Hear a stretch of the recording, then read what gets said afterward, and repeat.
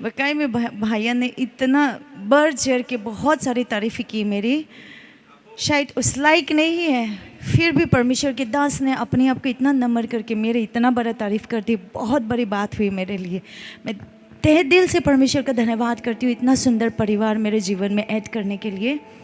साथों साथ मैं नवीन भैया, अनीता को भी धन्यवाद करती हूँ। कॉलेज लाइफ से लेके अभी तक मुझे सहन ही रही है ये लोग।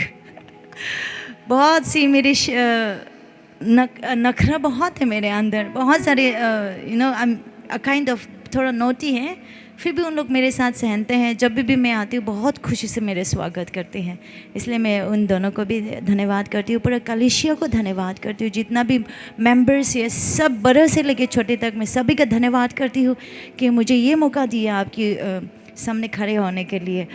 पिछली बार जब मैं आपकी कलीसिया में आई थी, दैट वाज बैक इन 2016 में मैं जब यहाँ आया था, और आज 10 साल के बाद 2026 में मैं एक बार फिर से आप लोगों के सामने खड़ी हूँ।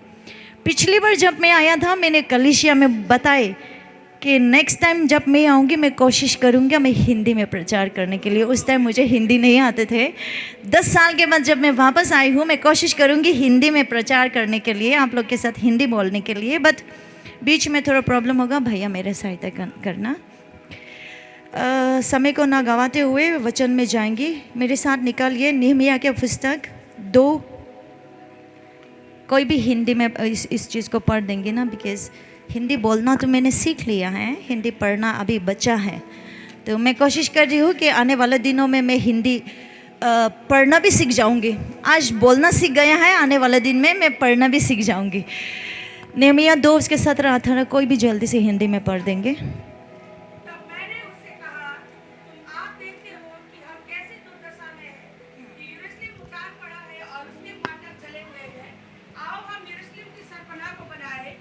भविष्य में हमारी नाम धराई ना रहे।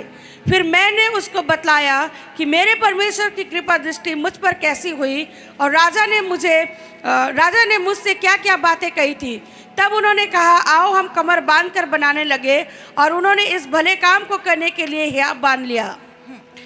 जब हम नेहमिया के बुक के बारे में नेहमिया हिंदी में क्या बोलते हैं इसको, नेहमिया बोलते हैं ना। नेहमिया के बारे में जब हम देखते हैं तो परमेश्वर ने उसे यरूशलेम को रिस्टोरेशन के लिए ही चुना गया था। जो 140 साल पहले बेबीलोन के द्वारा, जब राजा नेबुकदनेस्सर के द्वारा उस बेबीलोन के लोग ने ये यरूशलेम के दीवार को तोड़ दिया, 40 साल के बाद परमेश्वर ने नेहमिया को चुना ताकि वो उस यरूशलेम की दीवार को खड़ा कर सको।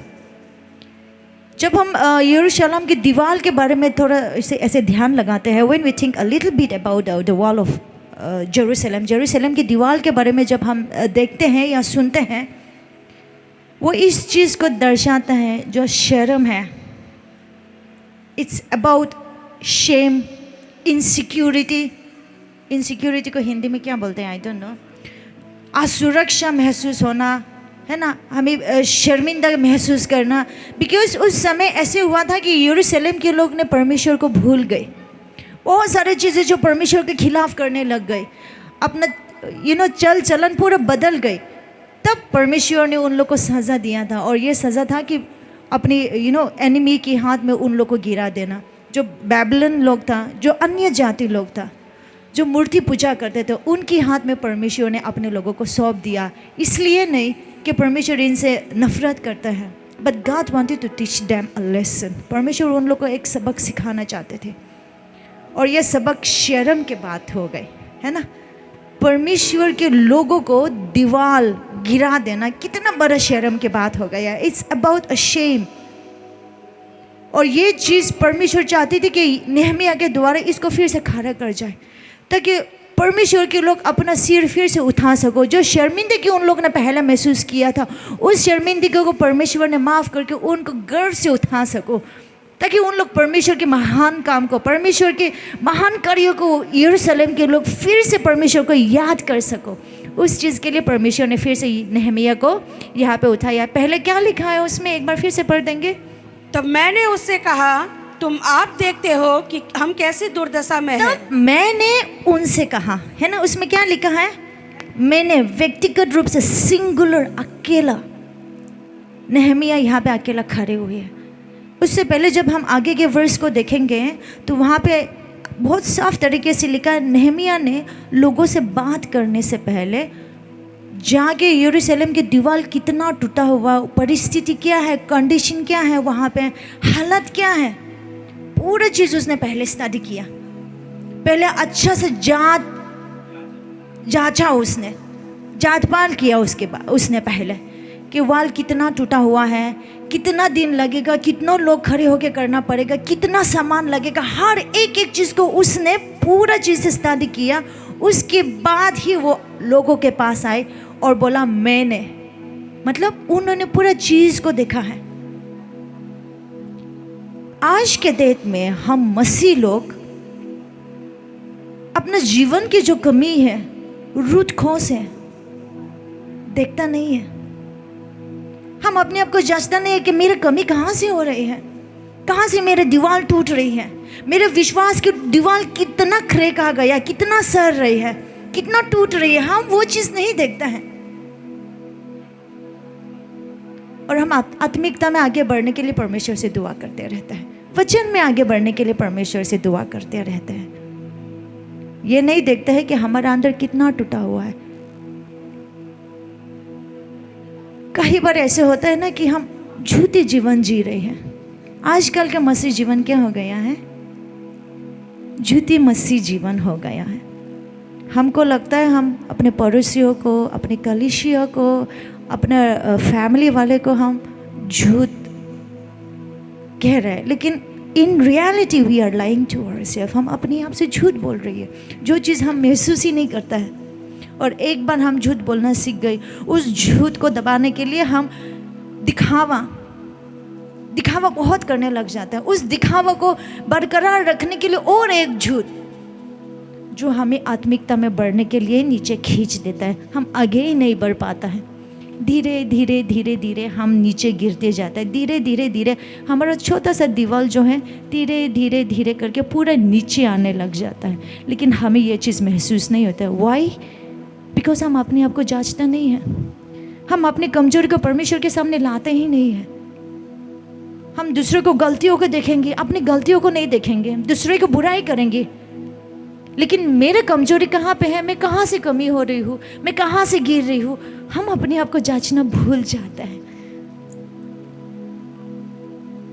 लोग खड़े होकर प्रचार करते हैं, अरे कैसे प्रचार किया आज, उसने ये शब्द बोला, ये पहनावा किया हुआ था, ऐसे किया हुआ था। आउटवर्ड अपीयरेंस हम लोगों को जज करते हैं, लेकिन अंदर जो सच्चा वचन बांटा है उस चीज़ को हम ध्यान नहीं लगाता है। यहाँ नेहमिया ने सबसे पहले जाके दीवार में जो भी कमी है पूरा चीज़ स्टडी करने के बाद वो आए और लोगों से बात की। हमें ज़रूरी है हमारे जीवन में जो रूट कॉज है, जो जड़ जहाँ से हमारा कमी हुआ है, आत्मिकता की कमी कहाँ से हम गिर रही हैं, वो जानना बहुत इम्पोर्टेंट है। जब हम उस चीज़ को जानने लगेगी हमारे जीवन में हर चीज़ अच्छा होगा। हम दीवार चढ़ाना, हम खुद वहाँ पे खड़े हो जाएंगे। उसके आगे में क्या लिखा है? हम तुम आप देखते हो कि हम कैसी दुर्दशा हम में कैसे हम यहाँ पे नेहमिया ने मैं, सबसे पहले उसने क्या कहा था? मैं। उसके बाद यहाँ पे कह रही है हम। सबसे पहले उसने अपने आप को तैयार किया, अपने आप को अच्छे से प्रिपेयर किया। उसके बाद वो लोगों को बुला रहे हैं हम। यरूशलेम की जो दीवार था, मैंने पहले भी कहा 140 साल पहले टूटा था। 140 साल पहले। उस समय शायद नेहमिया जन्म भी नहीं हुए थे। उस यरूशलेम के दीवार गिरना नेहमिया के हाथ ही नहीं था, उसको कोई रिस्पॉन्सिबिलिटी था ही नहीं, लेकिन वो अपने आप को उसका हिस्सा बन रहा है और कह रहे हम। वो ये कहना चाहता है कि मैं भी उस यरूशलेम गिरने का एक हिस्सेदार हूँ जैसे आप हो। I am equally responsible for the destruction. मतलब वो रिस्पॉन्सिबिलिटी बखूबी निभा रहे हैं, एक्सेप्टेंस भी कर रही है, taking the responsibility instead of blaming. Nehemiah चाहते तो वो ये कह सकता था, तुम लोग के वजह से ये दीवार गिरे हो, तुम लोग आओ और इस दीवार को खड़े करो। नहमिया ने ऐसे नहीं कहा, हम लोग मिलके ये करेंगे। वो एक्सेप्ट भी करे हमारे वजह से ये चीज़ हुआ है और हम मिलके ये दीवार को खड़े करेंगे। एक सच्ची मसीह अपनी रिस्पॉन्सिबिलिटी खुद जानना चाहिए। जब हमारे कलीसिया में, हमारे आसपास में, हमारे परिवार में कोई गिर रही है तो ये भी समझ जाना आप और मैं भी उस गिरे हुए चीज़ों में हिस्सेदार है,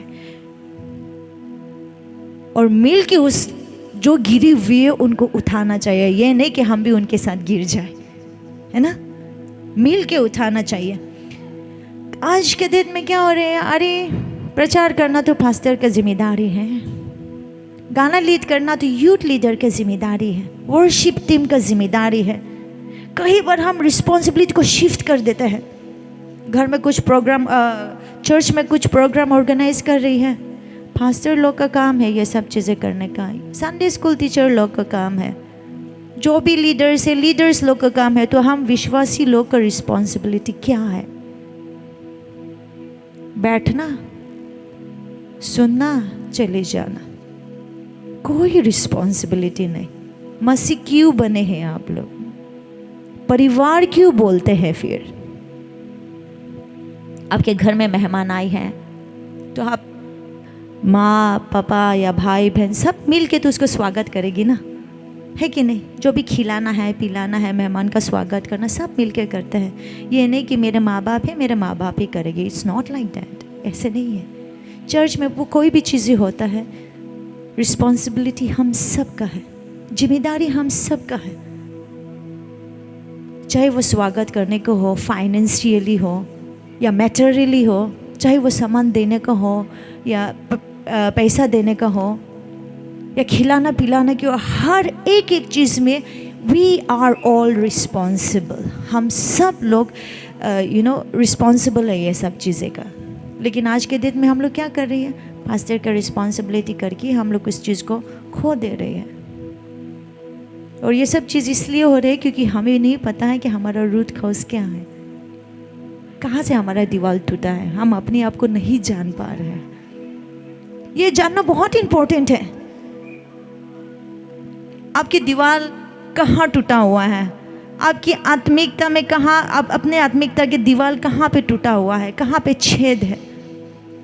जब तक हम उसको ना पुट्टी बोलते हैं ना हिंदी में, जो प्लास्टर करते हैं, जब हम घर बनाते हैं ईटा और सीमेंट के बाद पुट्टी करते हैं ना, प्लास्टर करते हैं, प्लास्टर करने के बाद भी उसमें क्रैक आता है तो हम पुट्टी करते हैं, उसके बाद ही हम लोग पेंट लगाते हैं।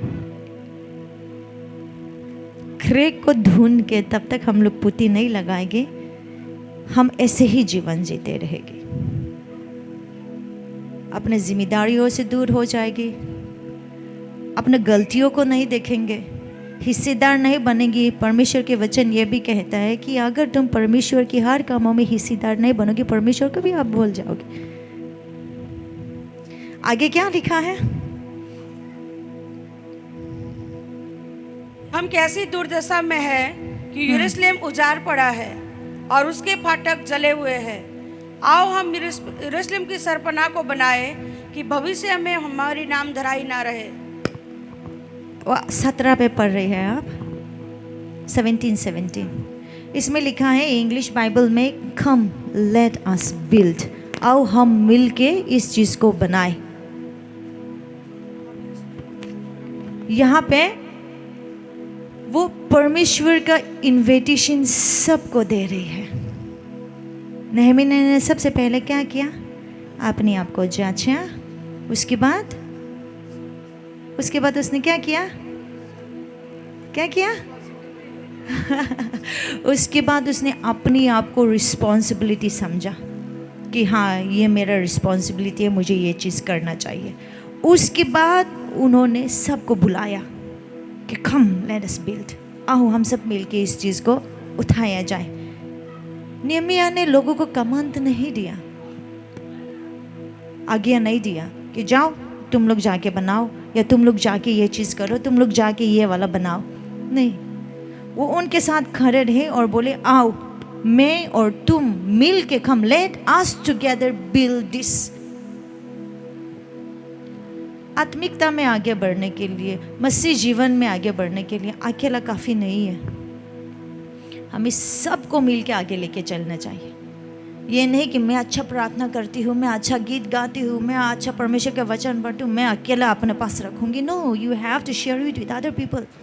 आपके कलीसिया में अगर कोई ऐसी है जो प्रार्थना कर नहीं पा रही है, जिसको प्रार्थना करने नहीं आता है, हाथ पकड़ो, अपना साथ बिठाओ और सिखाओ उनको। ये चीज़ सिखाओ कि परमेश्वर से कैसे मांगने से परमेश्वर कैसे हमको सिखाता है। अगर आप सिखाने के मन नहीं है तो एटलीस्ट इतना तो बोल सकते हैं कि चलो परमेश्वर की उपस्थिति में बैठना, बस इतना प्रार्थना करो कि लॉर्ड टीच मी, परमेश्वर मुझे प्रार्थना करना सिखाए। ये चीज़ एक शब्द ये आप दूसरे को सिखा सकते हैं कि नहीं? और ये चीज़ बनाने के लिए व्यक्तिगत नहीं, वी नीड यूनिटी, हमें एकता में रहना चाहिए। एक कमिटमेंट होता है, कमिटमेंट को हिंदी में क्या बोलते हैं? समर्पण, वही बोलेगी क्या? एक समर्पण चाहिए, हमारे सेक्रीफाइसेस चाहिए। हम बोलते हैं हम एक परिवार है, हमारे कलीसिया के लोग हैं, लेकिन कलीसिया के अंदर आता है जय मसीह, एक दूसरे से मिलेंगे, हाथ मिलाएंगे, गले मिलाएंगे। कलीसिया से बाहर जाने के बाद ये कौन है मैं नहीं जानती, वो कौन ग्रुपिज्म बना लेते हैं आज के डेट में। एक ग्रुप बना लेता है कि ये ग्रुप वो ग्रुप कंपटीशन चलता है। तो फिर हम परिवार ही क्यों कह रही है? जब हम ग्रुप बना के दूसरे को गॉसिप करना होता है, ग्रुप बना के दूसरे की बुराई करने होता है, then why are we saying that we are a family? हम ये क्यों कह रहे हैं कि हम फैमिली हैं? हम लोगों को इनवाइट करते हैं बाहर की चर्चों को। मैं मेरे चर्च में यूजुअली देखती हूँ कि हम दूसरे चर्च को भी हम इनवाइट करते हैं कई बार कि हमारे कलीसिया दूसरे कलीसिया में जाएंगे, दूसरे कलीसिया वाले हमारे कलीसिया में आएंगे। हम लोग क्रॉस सर्विसिंग होता है, हमारा फास्टर और वर्शिप टीम दूसरे चर्च में जाता है, दूसरे चर्च के फास्टर और वर्शिप टीम हमारे चर्च में आता है। विश्वासी लोग अपना जगह में बैठे रहेंगे, ये फेलोशिप होता है। वहाँ पे हम सिखाते हैं कि हमारा परिवार कैसे रहना चाहिए, हमारा परिवार कितना ओबीडिएंट रहना चाहिए, कितना यूनिटी में रहना चाहिए। और कई बार मैंने मेरे कलीसिया में तो मैंने नहीं देखा, क्योंकि मेरे कलीसिया के लोग बहुत अच्छे हैं। बाहर के कलीसिया में देखती हूँ आगे, अरे हमारा कलीसिया के ना ये लेडी ऐसी थी वैसी थी, उसके लिए प्रार्थना कर देना, वो मेरे पीछे ऐसा करते रहते हैं। अरे ये कोई प्रेयर रिक्वेस्ट भी देने का? यूनिटी कहाँ गई तुम्हारे कलीसिया का?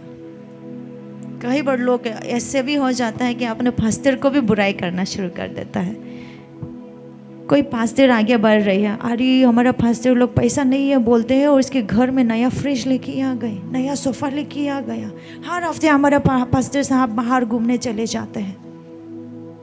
फैमिली कहाँ गई? यूनिटी कहाँ गई?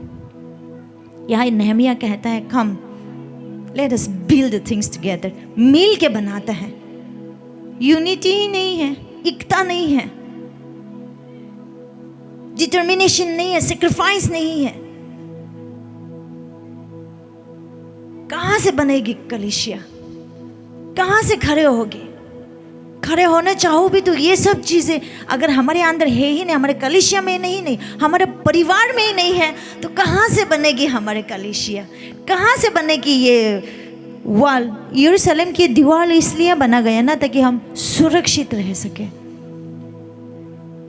हम अपने आप में सुरक्षित नहीं है, कलीसिया को क्या सुरक्षित रखेंगे? क्या मैं झूठ बोल रही हूँ?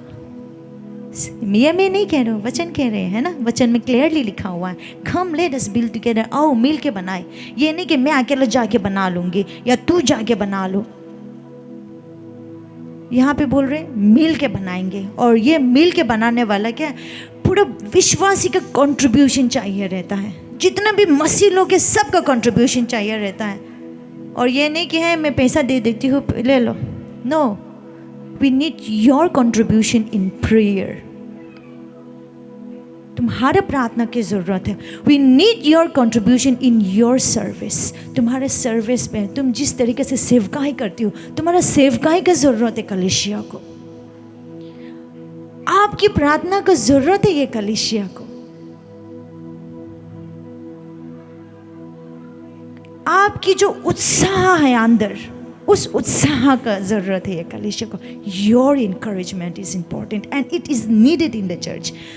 तुम कितना लोगों को उत्साह करते हो, उस चीज़ का इम्पोर्टेंट है ये कलीसिया को.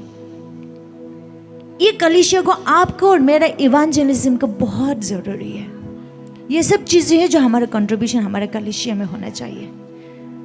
तब हम सुरक्षित रख पाएंगे, तब हम अपने कलीसिया का दीवार को आगे बढ़ा पाएंगे, तब मजबूत हो गए, एक साथ हो गए. अगर हमारे अंदर ये सब चीज़ें नहीं है, इट्स यूजलेस, तो कोई काम की ही नहीं है. This church need your giving. जब गिविंग के बात आता है तो बहुत सारे लोगों को ना मिसअंडरस्टैंडिंग होता है. ठीक है, कोई लोग तो 10 वांस देने के लिए भी हाथ पीछे खींच लेता है. अरे हमारे पास्टर साहब लोग के पास तो कितना पैसा. Don't think you are giving to a pastor. बहुत लोगों को ये गलत फहमी है कि मैं पास्टर को दे रही हूँ, पास्टर के परिवार को दे रही हूँ, और उन लोग के पास तो बहुत सारा पैसा है, देने की ज़रूरत ही नहीं है. ये आप और मैं कैसे डिसाइड कर सकते हो? पर परमेश्वर के वचन ने क्लियरली हमको सिखाया है, जो कैसर का है कैसर का दो, जो परमेश्वर का है परमेश्वर का दो. वचन लिखा है ना. गवर्नमेंट को बराबर हम टैक्स दे रहे हैं, हर चीज़ में हम टैक्स दे रही है, लेकिन हमारे पास्टर साहब को 10 वांस देने के लिए हमारा हाथ खींचा जाता है, हमारा दिल घबरा जाता है. क्यों? इकता नहीं है. हमारे मन में डर हो जाता है कि हमारा पास्टर साहब आगे बढ़ जाएंगे तो हम कैसे करेंगे. दूसरों के बड़े बड़े कलीसिया में तुम लोग जाते हो और मैं जाती हूँ, अटेंड करते हैं कि नहीं, बड़े बड़े कॉन्फ्रेंस में बहुत बड़े बड़े पास्टर लोग आता है, बड़े गाड़ी में आते हैं, कोट सूट पहन के आते हैं, हम लोग उनको बहुत तारीफ करते हैं. लेकिन हमारे कलीसिया में हमारा पास्टर सब कुछ थोड़ा सा अच्छा कपड़ा पहन लो तो हमारे अंदर में जलन आने लग जाता है. I am not talking about you. मैं ये नहीं कह रहा कि ये कलीसिया के लोग ऐसा करता है, नहीं करते होंगे तभी तो आप लोग बहुत अच्छे हो. लेकिन मैंने देखा है, पर्सनली ये चीज़ को एक्सपीरियंस किया है. गिविंग में गलत फैमिली नहीं होना चाहिए. Your giving should be pure and it should come to the lord presence. परमेश्वर आपको उस चीज़ में आशीष देगी. ये मत देखिए कि आपने किसको दे रही है, मन में यही सोचना कि मैंने परमेश्वर को दे रहे हैं. ये विश्वास के साथ बिना कुरकुराए अपना 10 वांस, अपना जो भी ऑफरिंग है, जो भी परमेश्वर ने आपको आशीष दिया, परमेश्वर के भवन में लेके आइए, उसका 100 गुना प्रतिफल परमेश्वर आपको देगी, आपके परिवार को देगी. लेट अस कम टुगेदर, मतलब हर चीज़ों में आगे आना है. लेकिन हम लोग नहीं, कई बार हमारा प्रेयर छूट जाता है, कई बार हमारा एवेंजलिज्म छूट जाता है, कई बार ये क्या हो जाता है कि नहीं आज मेरा ये बहाना बहुत हो गया है. परमेश्वर भी एक दिन, जिस तरीके से हम बहाना पे बहाना बनाते हैं ना, एक दिन परमेश्वर भी हमारे साथ बहाना बनाएंगे, है ना. कल महिलाओं की मीटिंग में मैंने ये चीज़ कह रहा था, जैसे हम लोग छानता नहीं है, छानी बोलते हैं ना, आटा छानता है, जिस छानी बोलते हैं ना उसको, उसमें से परमेश्वर हमको छाना जाएगा. जिसको परमेश्वर को कम दिया हुआ है, कम समय, कम ऑफरिंग, कम इवेंजलिज्म, जो पतला है उन लोग गिर जाएंगे नीचे, और जो मोटा मोटा है, जो मोटा अमाउंट देता है, जो मोटा टाइम देता है, जो मोटा प्रार्थना करता है, जो मोटा इवेंजलिज्म करता है, उन सब को छानने के ऊपर करके परमेश्वर उन लोग को लिया जाएगा. जो पतला है, जिसका एकदम कम है, हल्का है, उसको निकाल दिया जाएगा. एक दिन परमेश्वर हमारा विश्वास को छानने वाला है, हमारा कामों को छानने वाला है. परमेश्वर हम कितना फेथफुल है, ईमानदार है परमेश्वर के सामने, परमेश्वर हमको छानने वाला है. कम वालों को गिरा दिया जाएगा और बड़े वालों को उठा लिया जाएगा. आगे क्या लिखा है 17 के आखिरी पार्ट में? आओ हम यरूशलेम की सरपना को बनाए कि भविष्य में हमारे नाम धराई ना रहे. कि भविष्य में हमारा नाम धराई ना रहे. क्योंकि जो ऑलरेडी टूटा हुआ था उस चीज़ को बनाने जा रहा था।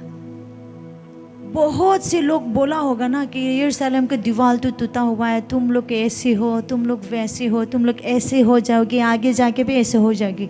ये रिप्रोच ये नहमिया ने किया ताकि आगे जाके लोग हमारे ऊपर हमको निंदा ना करें, लोग हमारे ऊपर उंगली ना उठाए। एकता में रहेगी तो लोग उंगली नहीं उठाओगे। आजकल कलीसिया के अंदर ही कुरकुराना बहुत हो गया है। कुरकुराना बंद कीजिए, एक दूसरे को गिराना बंद कीजिए। जब तक आप और मैं कलीसिया में कुरकुराते रहेंगे, एक दूसरे को बुराई करते रहेंगे, डिससेटिस्फाई होते रहेंगे, तब तक लोग हमारे ऊपर उंगली उठाएंगे। हमको लगता है कि मैं तो वो दीदी का बुराई कर रही थी, मैं तो वो आंटी का बुराई कर रही थी, लेकिन एक्चुअल में तुम अपने कलीसिया को बुराई कर रही हो। जो बाहर वाले सुनता है, वो दीदी वो आंटी को लोग नहीं जानता है, लोग तुम्हारे कलीसिया को जानता है और उस कलीसिया के ऊपर उंगली उठाएगी। लेकिन लोग इस चीज़ से अनजान है। उनको लगता है तो मैं कर सकती हूँ तो मैं कर रही हूँ, मैं बुराई कर सकती हूँ मैं बुराई कर रही हूँ, मैं जो बोलना चाहूँ मेरे मर्जी है मैं बोल रही हूँ। तुम्हारा मर्जी में परमेश्वर की इच्छा है कि नहीं? परमेश्वर ने आपको बोला कि बुराई करो। जिस चीज में परमेश्वर की इच्छा नहीं है वो कैसे बोल सकता है कि मेरे मर्जी है? अपने मर्जी से जीना है तो परमेश्वर को भूल जाओ, उद्धार को भूल जाओ। क्योंकि आज के डेट में बहुत लोग ऐसे हो गए, इतना घमंड भर गया है, मेरी मर्जी है, मेरे मुंह है, मैं जिसके बारे में बोलना चाहूँ बोलूँगी, मैं जिसको गिराना चाहो गिराओगे। अगर आपके मुंह है, आपकी मर्जी है, तो परमेश्वर कौन है फिर? जिसने आपको और मुझे रचाया वो कहाँ गए? हमने जो उधार पाया था वो उधार कहाँ गए हमारा? कुछ भी करने से पहले, कुछ भी शब्द बोलने से पहले हमेशा याद करना है कि हम परमेश्वर के चुने हुए लोग हैं।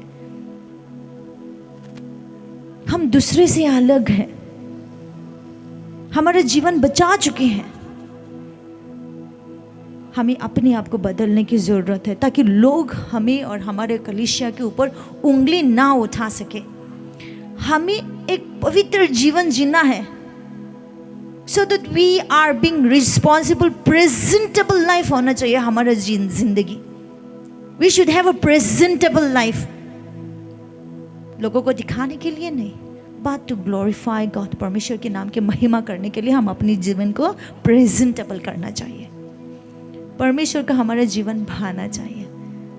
लोग भाई या ना भाई, एक बार परमेश्वर हमारा जीवन को भा गया ना, बेसिकली सब कोई हमसे प्यार करने लग जाओगे।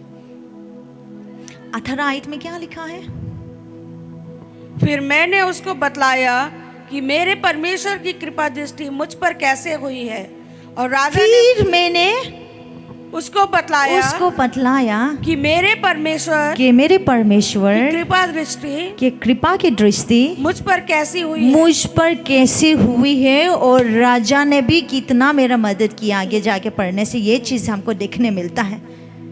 यहाँ पे नेहमिया ने सिर्फ अपने आप को जांचा नहीं, उसने सिर्फ लोगों को बुलाया नहीं, एकता के बारे में उन्होंने सिर्फ बताया नहीं, लेकिन महान कार्य जो परमेश्वर ने उनके जीवन में दिया, उसने परमेश्वर के नाम का गवाही दिया और टेस्टिफाई किए। और जब परमेश्वर ने उसको इतना आशीष दिया है तो राजाओं भी उसके सामने कैसे झुक गई थी। ये चीज़ उसने परमेश्वर अपने लोगों को बीच में बांटा है। परमेश्वर के फेथफुलनेस के बारे में नेहमिया ने लोगों को इनकरेज किया है, उत्साह किया लोगों को कि परमेश्वर ने उनके जीवन में कितना अद्भुत कार्य किया है।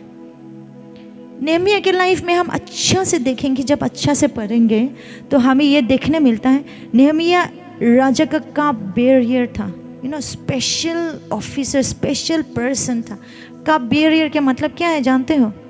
राजा जिस कप से या जिस थाली से खाता है पीता है, राजा का खाने से पहले उसको चखेंगे, पहले उसको पिएंगे। अगर सही है तब राजा पी सकता है। मतलब कितना महत्वपूर्ण है वो राजा के लिए, ये इंसान कितना स्पेशल है ये इंसान राजा के लिए, जो अपने जीवन को दांव पे लगा के राजा को बचाए ना, है ना। अगर उसमें कुछ भी जहर भी मिला होगा या कुछ पॉइजन हुआ होगा, पिएगी, ऑन द स्पॉट मर जाएगी। मतलब बेवजह वो अपने जीवन गंवा देगी राजा के लिए। तो वो इंसान राजा के लिए कितना महत्वपूर्ण था, कितना इम्पोर्टेंट था। और ये नेहमिया जो इतना इम्पोर्टेंट ऑफिशियल है, जब उन्हें पेटिशन लिखा राजा को कि मुझे यरूशलेम में वापस जाना, मुझे वो दीवार उठाना है, राजा मना कर सकता था, माना नहीं किए, क्योंकि परमेश्वर के अनुग्रह उनके ऊपर था। राजा जो पूरा देश को राज करता है, नेहमिया के सामने झुक गई, उसके जो जो चीजें जरूरत था पूरा दिया। जब हम परमेश्वर की नाम की महिमा करते हैं, हर चीज परमेश्वर हमारे पैरों के नीचे झुका देते हैं। परमेश्वर हमको उठाता है,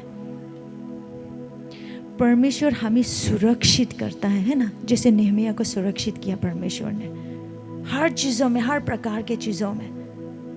और जो असंभव था वो दरवाजा परमेश्वर ने खोला नेहमिया के द्वारा। लोग बहुत उत्साहित हुए कि परमेश्वर ने नेहमिया के जीवन में कैसे काम किया, और लोग आगे बढ़ते चले गए हैं और सब ने मिल के हाथ बटाया।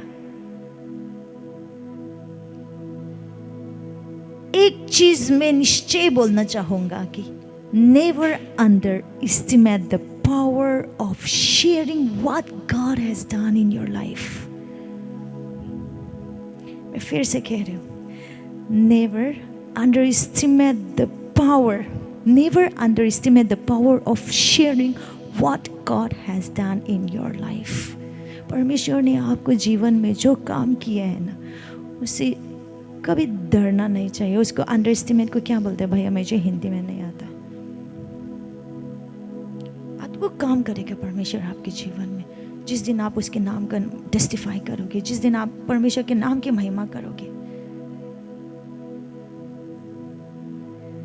इसके आगे में लिखा है, जब नेहमिया ने, परमेश्वर ने उनके जीवन में जितना काम किया है और राजा ने जो काम करिए उसके जीवन में किया, उसने शेयर किया। आगे में लिखा है कि after hearing the testimony of Nehemiah the people said let us rise and build. Hindi में क्या लिखा है? 18।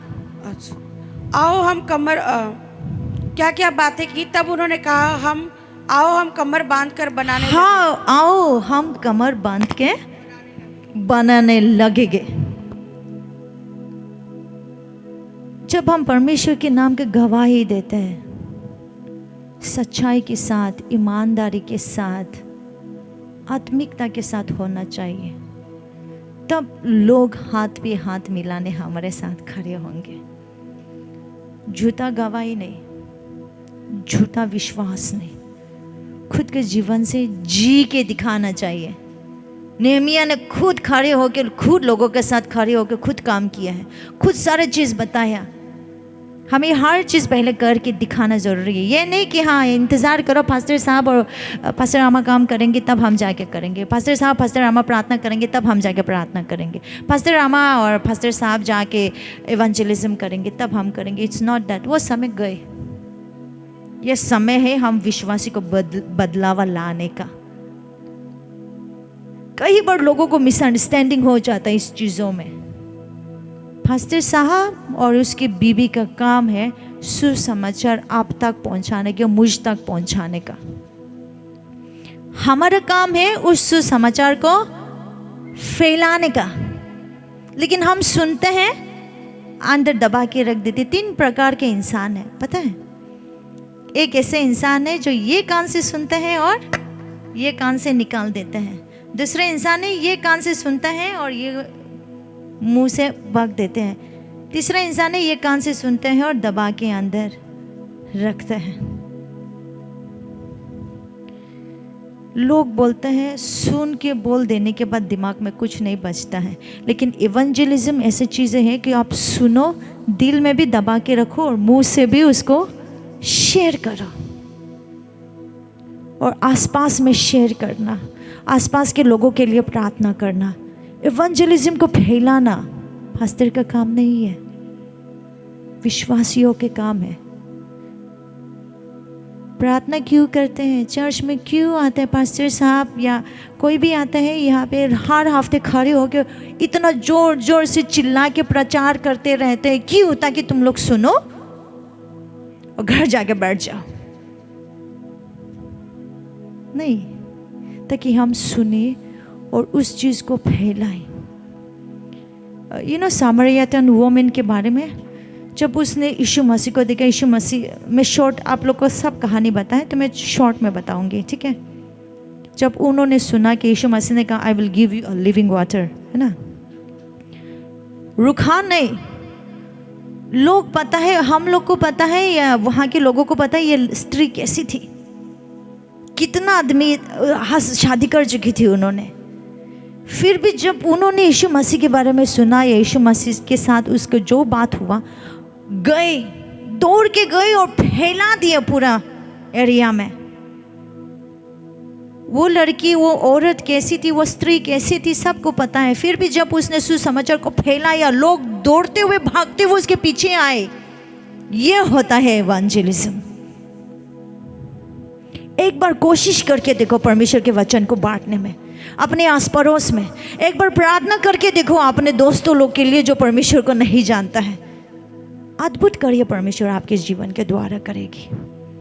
ये चीज़ नेहमिया ने यहाँ पे किया था और सही में लोग खुद बोलने लगे, चलो हम मिल के करते हैं, कमर कस के मिल के बनाते हैं।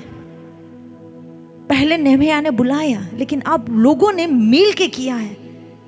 एक बार आप और मैं कोशिश करना चाहिए और देखना, ये कलीसिया में जगह ही नहीं होगा लोगों को बैठने के लिए। लेकिन वही है कि हम लोग थोड़ा कमजोर हो गया या आलसी हो गया है। शायद निर्णय लेना चाहिए कि नहीं, मैं कर सकती हूँ। साल में एक टारगेट तो रखना चाहिए। हम लोग आपको 10 लोग लेके आने के लिए नहीं बोल रहे हैं। एक टारगेट रखो, इस साल मैं कम से कम 1 लोग को परमेश्वर के वचन बांटूंगी और 1 लोग नया लोग को वचन हमारे कलीसिया में लाके बिठाएंगे। हर एक जन 1 लोग को लेके आएंगे, वो 1 लोग फिर से दूसरे 1 को लेके आएंगे, तो कलीसिया कितना भर जाएगा।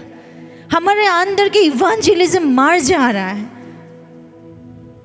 इट्स डाइंग विद इन अस। हमारे अंदर ही मर रहा है, हमारे अंदर सड़ जा रहे हैं। उस चीज को बाहर निकालने की जरूरत है, रिन्यू करने की जरूरत है हमारे स्पिरिट को।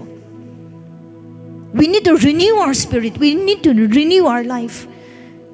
Renewal के बहुत ज़रूरी है, तब हम आगे बढ़ सकता है। उसमें आगे क्या लिखा है?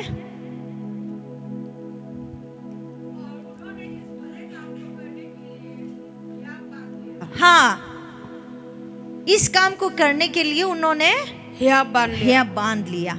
मतलब commitment that leads to action.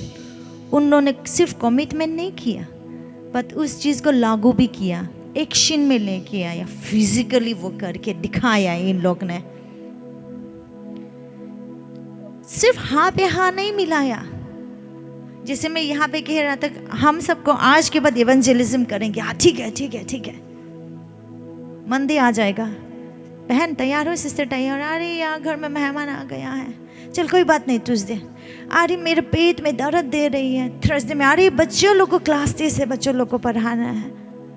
फिर थर्सडे आ जाएगा, अरे मुझे मेरा मायके जाना था। फिर फ्राइडे सैटरडे होते होते अगले संडे आ जाएगी। पूरे हफ्ते भर हम कुछ नहीं कर पाएंगे। फिर अगले हफ्ते भी वही डेली रूटीन बहाना। अरे मुझे ऐसा करना है, मेरा बच्चे की तबीयत खराब है। कभी मेरा तबीयत खराब हो जाता है, कभी मायके जाना होता है, कभी रिश्तेदार के घर जाना होता है, कभी बच्चों को पढ़ाई में बिजी हो जाता है, कभी पर मेरे को काम पे निकलना है। परमेश्वर से ज्यादा तुम्हारा काम इंपॉर्टेंट हो गया है। आज के दिन में हम लोग अपना काम को ज्यादा महत्वपूर्ण दे रहे हैं। पैसा कमाना है, पैसा कमाना है।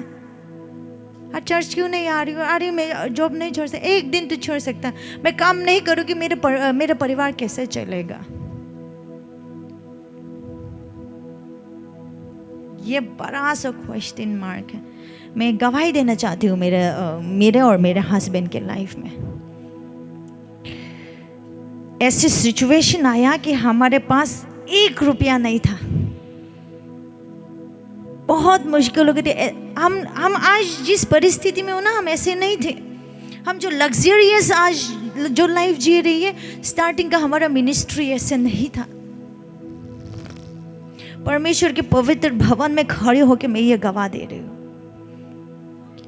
हमारे पास चावल भी नहीं था और मेरे पास 5 बच्चे थे। 1 मुट्ठी चावल लेती थी, पानी उबालती थी, उसको धो के पानी में डालते थे, और पानी वाला चावल होता नहीं है, वैसे करके 1-1 ग्लास हम लोग पीते थे। खाना नहीं, सब्जी नहीं, कुछ नहीं, एक मुट्ठी चावल डाल के 1 हफ्ते तक ऐसे करके हमने अपने परिवार को सरवाइव किया है।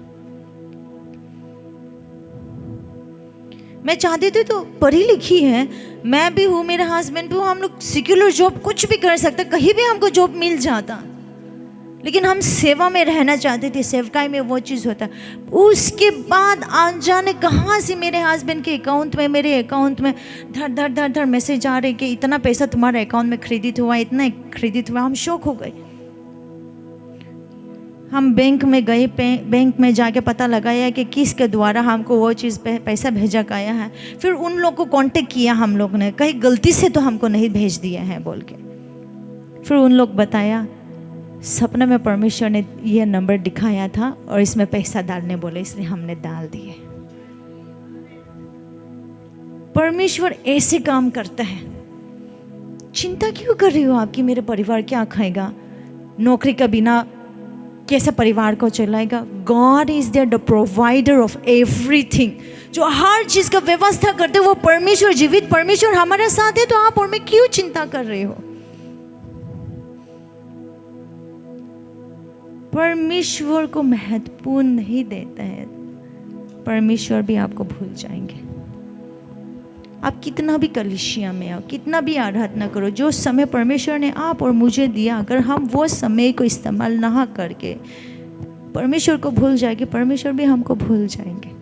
ये समय वापस कभी नहीं आने वाला है। लोग ने, मैं कल के वुमेंस मीटिंग में था तो मैंने एक कंट्रीब्यूशन देखी महिला मीटिंग में। उन लोग एक रजिस्टर लाई और सब 200 रुपये डाल रहा था उसमें। तो सब मीटिंग ख़त्म होने के बाद मैं अपने दोस्त से पूछा, अनीता से, कि ये 200 रुपये क्या है और रजिस्टर में आप लोग इंटर कर रहे हो, या किस चीज़ का है? तो वो बताया, नहीं ये हमारा एक कमिटमेंट है कि आप लोग ने वो क्यों ऐसे किया है बताया। और बोला बीच में हम लोग ने 5-5 हज़ार करके 2-3 फैमिली को हेल्प किया है। और अच्छा लगा। और स्मॉल थिंग्स देखो, जब आप परमेश्वर में विश्वास करते हैं ना, बहुत सारा चीज़ परमेश्वर के आपके जीवन में काम करते हैं, आपके द्वारा काम करते हैं। आपको लगता है सिर्फ 200 रुपये महीना में देता है, लेकिन उसके बदले में परमेश्वर आपके लिए कितना आशीष रखा है, आप उस चीज़ को मैं ऐसा नहीं कर पा रहे होंगे, मतलब you are not able to understand that. लेकिन है, शायद किसी को मिला भी होगा, शायद किसी के लिए तैयारी भी कर रहे होंगे परमेश्वर अच्छे काम करने के लिए। We don't have to wait, हमें इंतजार करने की जरूरत नहीं है। परमेश्वर ऐसे ही हमको दे देंगे, यू नो। और जब परमेश्वर के लोग ने मिल के वो यरूशलेम की दीवार को बनाना शुरू किया, पूरा यरूशलेम की कितना बाउंड्री है, बहुत सारा वो बहुत बड़ा देश है ना, उस बाउंड्री को उठाने के लिए कितना दिन लगेगा ये बताइए। मान के चलो ये कलीसिया है, ये कलीसिया को राउंड से बाउंड्री लगाने के लिए कितना महीना लगेगी हम लोग को, अच्छा दीवार उठाने के लिए 2-3 महीना तो लग ही जाएगा। वो यरूशलेम का वाल था, यरूशलेम को पूरा दीवार लगाने के लिए ओनली 52 डेज लगा। ओनली 52 डेज, हिंदी में क्या बोलते हैं उसको? 52 दिन लगा। वाई? ये नहीं कि वहाँ के लोग बहुत बलवान था, बहुत ताकतवर, तुम कितना भी बलवान क्यों ना हो, कितना भी ताकतवर क्यों ना हो, नहीं बन सकता। बट उन्होंने परमेश्वर के ऊपर विश्वास किया, एकता के साथ काम किया, उन्होंने एक दूसरे को उठाया, हर चीज़ों में उन लोग ने एक दूसरे के हाथ थामते हुए हैंड बाय हैंड उन्होंने काम किया, परमेश्वर को मान के। जो हम संसारिक लोग के लिए असंभव है उस असंभव चीज़ को भी परमेश्वर संभव बना देते हैं जब हम उन पे विश्वास करते हैं। मेरे साथ बोलिए आमीन। परमेश्वर हर चीज़ का आशीष हमारे जीवन में करने के लिए, देने के लिए बहुत सारी चीज़ें हमारा वेट कर रही है। द ओनली थिंग इज़ परमेश्वर इंतज़ार कर रहे हैं, मेरा बेटा मेरा बेटी कब मेरे पास आएंगे, मेरा बेटा और बेटी कब मिल के मेरा आराधना करेगी, कब मिल के एक साथ अपने परिवार को, ये जो जितना लोग बैठे हैं ना, ये सब एक परिवार है, कोई एक दूसरे से अलग नहीं है। We are all a family. अलग बाप के, अलग माँ के, दूसरे माँ का, दूसरे का बाप का, बेटा बेटी लोग है, फैमिली है। और परमेश्वर चाहता है ये फैमिली एक साथ कब मेरे पास आएगी बिना कुरकुराए, एक साथ कब आएगी बिना एक दूसरे को नफरत करते हुए, हर एक दिल में प्रेम एक दूसरे के लिए, एक दूसरे के लिए इज्जत करते हुए, तब परमेश्वर उठाओगे। अगर कलीसिया में एक भी लोग हैं जो कुरकुराता है, उसी का वजह से भी परमेश्वर आशीष को रोक देगी, क्योंकि परमेश्वर चाहता है कि सब एक साथ आए। यीशु मसीह का जो हम लोग पैराबल्स में पढ़ता है, 99 शीप को छोड़ के एक शीप को लेने के लिए निकल के चले गए। अगर एक भी आत्मा कलीसिया में भटकी हुई है, उसी का वजह से कलीसिया की आशीष रुक जाएगी, क्योंकि परमेश्वर चाहता है कि सब कोई 100% 100 परमेश्वर की उपस्थिति में आए। और इस परिवार को बनाने के लिए पास्टर साहब के इंतज़ार मत कीजिए, पास्टर अम्मा का इंतज़ार मत कीजिए, पास्टर अंकल का इंतज़ार मत कीजिए, अपने आप को तैयारी कीजिए। नेहमिया ने किसी का इंतज़ार नहीं किया, नेहमिया ने खुद गई, खुद अपने आप को तैयार किया, खुद जांचा क्या क्या रूट कॉज है, किस वजह से ये टूटा है, क्या चीज़ें, वो पूरा जानने के बाद उसने अपने आप को सबके सामने लेके आया। फिर उसके बाद सबको एक साथ लेके गई और उन्होंने परमेश्वर के अद्भुत कार्य, परमेश्वर ने उनके जीवन में जितना काम किया पूरा लोगों के सामने लेके आई। तब लोग ने मिल के उसके साथ एकता में काम किया। तब उन लोग ने 52 डेज में यरूशलेम की इतना बड़ा दीवार को उन लोग ने खड़ा कर लिया। उनका ताकत से नहीं, परमेश्वर उनके साथ है। परमेश्वर ने बनाया था वो यरूशलेम की वाल। अगर आज हम चाहते कि हमारा कलीसिया सुरक्षित रहे, हमारा लोग सुरक्षित रहे, हम कलीसिया लोग को एकता से काम करने की ज़रूरत है। छत्तीसगढ़ में आके देखना, बहुत सारे सताव हो रहे हैं। आज हम लोग खुल के आराधना कर रही है, खुल के जब चाहे चर्च आ रही है, जब चाहे कॉलेज मीटिंग जा रही है। हमारे छत्तीसगढ़ के लोग तरस गया है चर्च जाने के लिए। हर जगह लोग घेर घेर के उनका इंतज़ार कर रही है। इन लोग घर से निकलेंगे तो उन लोग को पकड़ के मारते हैं। किसी का हाथ टूट गई, पैर टूट गई, सिर फट गया, आँख निकाल दिया। पिछले दिनों में एक भाई का पूरा वो बाइबल को फाड़ दो बोली, उसने बाइबल को नहीं फाड़ूंगी बोली, तो ये आँख से तुम बाइबल पढ़ते हो करके आँख को निकाल के रख दिया, एक तरफ की आँख। फिर भी वो बोली एक तरफ का परमेश्वर ने बचाया, मैं परमेश्वर का धन्यवाद करती हूँ, मैं इस आँख से बाइबल पढ़ूंगी बोली। ये उसके गवाही था। लोग तरस रहे हैं, छुप छुप के रात के 12-1 बजे लोग गहरे नींद में जाते हैं, तब उन लोग छुप के आगे प्रार्थना करते हैं, तब उन लोग छुप के परमेश्वर के वचन सुनने की कोशिश करते हैं। बहुत किस्मत वाली और आप और मैं खुल के परमेश्वर के वचन सुन रहे हैं। इसमें भी आज देखो कलीसिया में बहुत लोग बहाना मिल गए, बारिश आ गया, तभी भी बारिश के बहाने से नहीं आ रहा है। वहाँ पे लोग जंगल में, बिना घर के जंगल में रह रहे हैं। धूप नहीं, बारिश नहीं, कुछ नहीं, साफ बिच्छू, कुछ भी डर नहीं हो उन लोग को। जंगल के बीच के अंदर आके आराधना कर रही है। आज हमारे पास एसी है, पंखा है, सब चीज़ है, फिर भी बारिश आ गया है ना, थोड़ा सा हाथ पैर गीला हो जाएगा, इसलिए कलीसिया नहीं आया। ऐसे लोग के लिए परमेश्वर आशीष कहाँ से लेके आगे देंगे? बहाना छोड़ दीजिए, कलीसिया में आइए।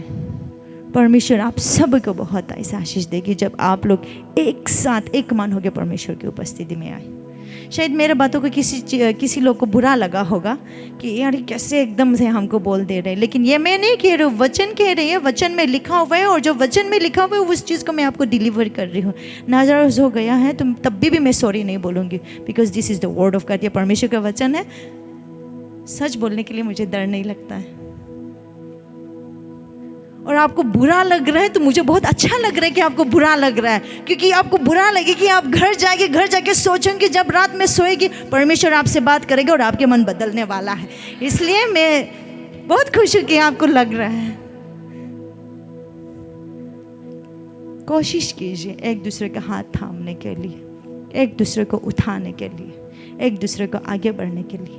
परमेश्वर हम सबको आशीष दे।